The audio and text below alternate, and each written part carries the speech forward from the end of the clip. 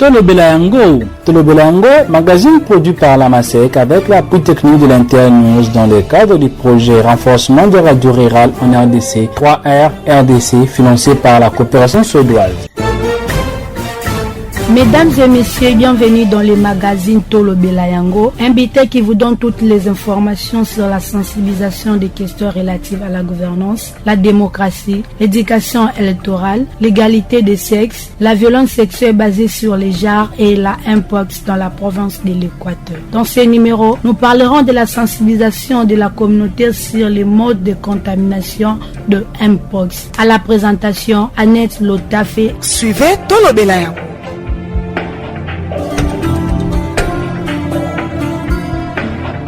La Mpox, également appelée variole du singe ou monkeypox, est une maladie infectieuse émergente, identifiée pour la première fois chez l'être humain en 1970 en République démocratique du Congo, RDC. Elle est une maladie initialement présente chez les animaux, notamment chez les rongeurs en Afrique, et qui circule désormais chez l'être humain. On parle ainsi de zoonose émergente. Cette maladie se présente comme une forme atténuée de la variole humaine, avec des symptômes moins graves et une létalité plus faible que la variole humaine. La maladie de Mpox est d'origine virale. Il y a plusieurs modes de contamination dont les conséquences sont mortelles. Dr Dieu merci Matambongi, médecin-chef du centre de traitement Mpox Ouangata, nous explique les différents modes de contamination de Mpox et demande à la population de respecter les mesures barrières contre la Mpox. Suivons-les au micro de John Mandomba. Dr Dieu merci Matambongi, bonjour. Oui, bonjour messieurs les journalistes.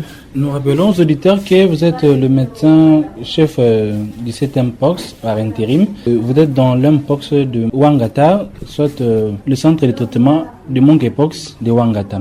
Alors nous voulons savoir quelle est l'origine de cette maladie. Maladie Mpox ou monkeypox, c'est une maladie d'origine virale. L'agent pathogène, c'est Orthopoxviridae. Cette pathologie, chez nous en Afrique, a été découvert en RDC, précisément à Bassankoussou. C'est une maladie zoonose, donc qui se transmet de l'animal à l'homme. Alors, pour cette épidémie, chez nous, ça a commencé depuis 2022. Alors, pour l'équipe de riposte, nous sommes ici à Setemba Ouangata depuis le 21 avril 2024. Alors, comment peut-on identifier une personne qui est contaminée de cette maladie? Par rapport à l'identification, ou pour nous les cliniciens, comment poser et diagnostic maladie à Mpox, nous basons seulement premièrement sur les signes cliniques que présentent nos patients et on fait aussi les examens paracliniques, PCR. Alors cliniquement, la plupart de nos patients qui nous consultent, il y a premièrement un tableau de fièvre et la dite fièvre, elle est de fébriquyle, donc 37-38 degrés Celsius. À part la fièvre, il y a des prurites. À part des prurites, il y a aussi des adénopathies inguinales, cervicales. Et puis 4-5 jours après, il y a l'éruption cutanée. Alors cette éruption cutanée, elle est caractéristique. Ça commence par des papilles, des vésicules, des macules, des pistules, puis des croûtes. Donc, cliniquement, par rapport à ça, nous posons le diagnostic à Mpox. Et puis on prélève le bilan pour les PCR, pour la confirmation. Parce qu'il y a aussi les diagnostics différentiels d'autres pathologies qui donnent à peu près les mêmes tableaux. C'est ça.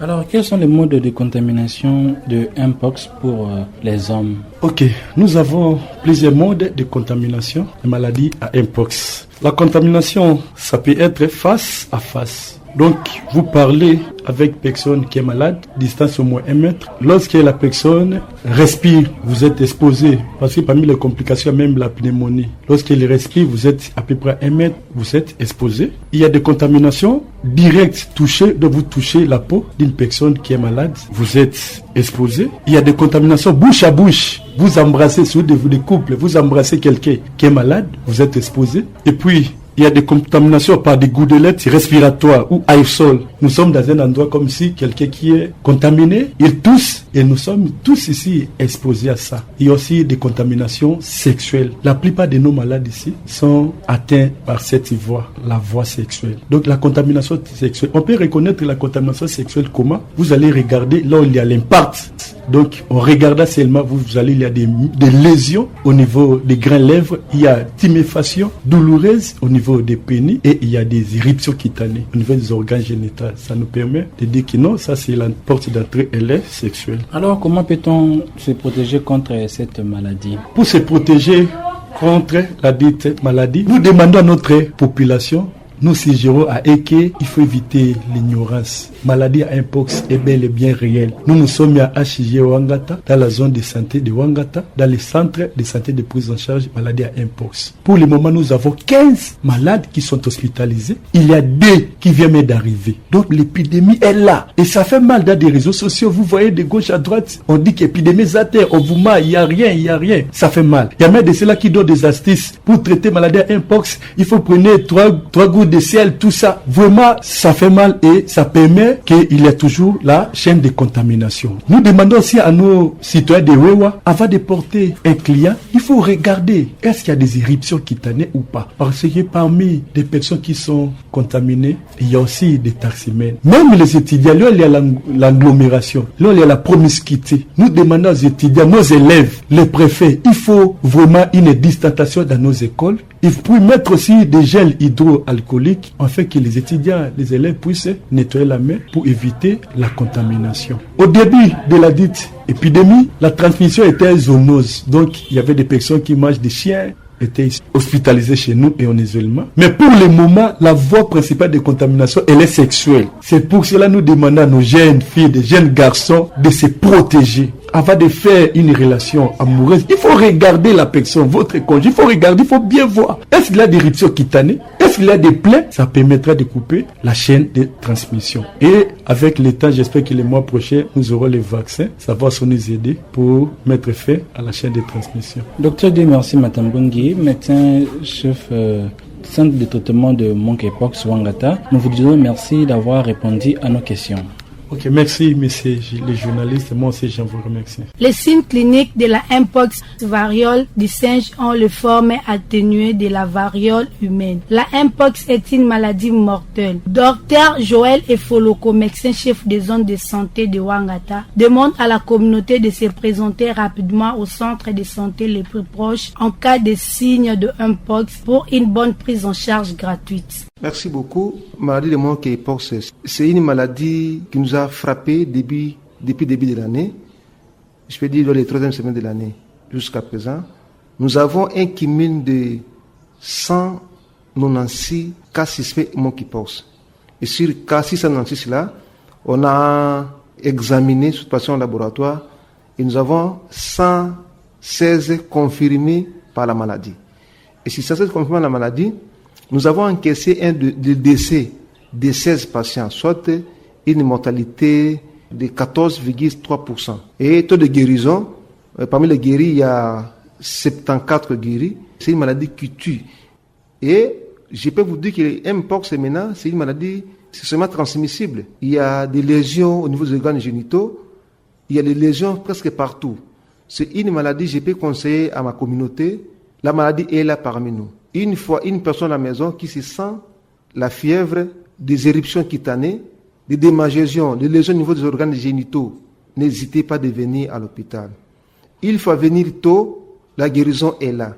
Il faut venir tardivement, on serait incapable de vous sauver la vie. Parce que la maladie est catégorisée par 4 phases.